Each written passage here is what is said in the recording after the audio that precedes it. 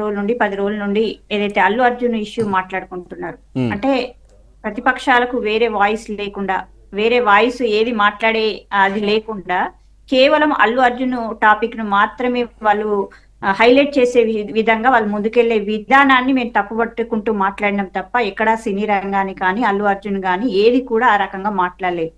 చట్టం అందరికి ఈక్వల్ గానే ఉంటది అనే రీతిలో ప్రజలకు తెలియజేసే ప్రయత్నంలో ఈ వారం రోజుల చర్చకు సమాధానాలు చెప్పాల్సి వచ్చింది.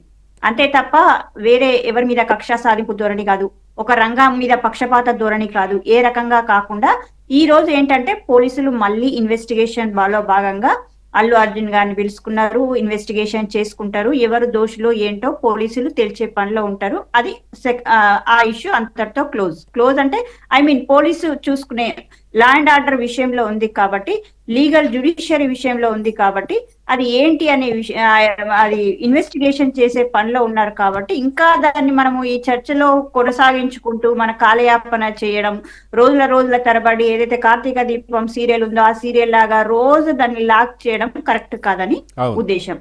అందుకే ఇంకా అనేకమైన సమస్యలు ఉన్నాయి.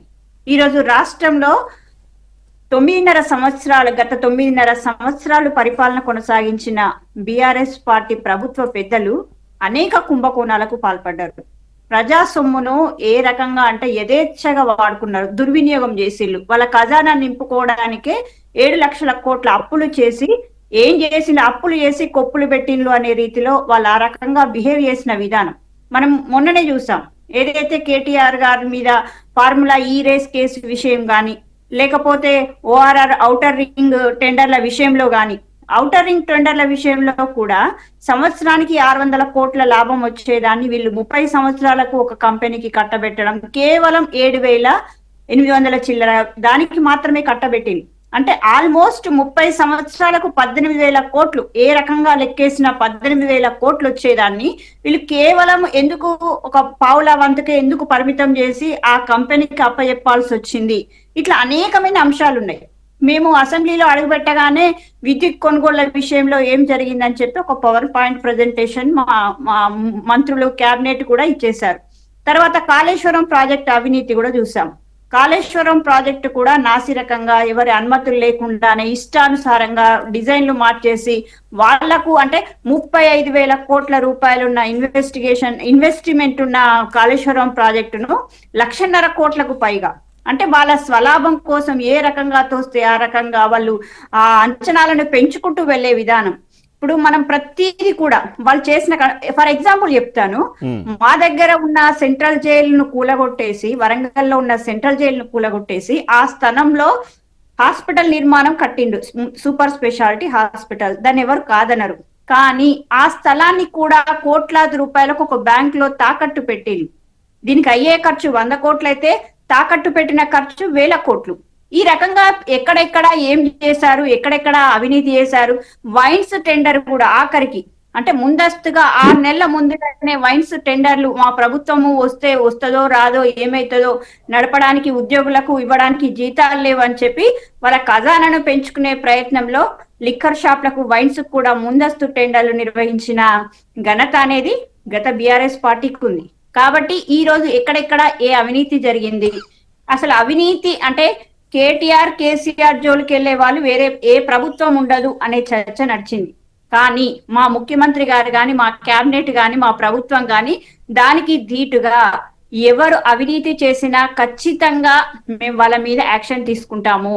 తిన్న ప్రతి ఒక్క పైసా మేము హామీలు పెట్టుకున్నప్పుడు మేము మేనిఫెస్టో పెట్టుకున్నప్పుడు మీకు కోట్లాది రూపాయలు కావాలి ఎక్కడి నుండి తెస్తారని చెప్పి వీళ్ళే బీఆర్ఎస్ పార్టీ నాయకులు ప్రశ్నించినప్పుడు మా ముఖ్యమంత్రి గారు చెప్పిండ్రు, వాళ్ళు తిన్న అవినీతి సొమ్మును కక్కిస్తాము, ప్రతి ఒక్క రూపాయిని మా సంక్షేమ పథకాలకు అమలు చేస్తామనే రీతిలో ఆయన మాట్లాడిండు.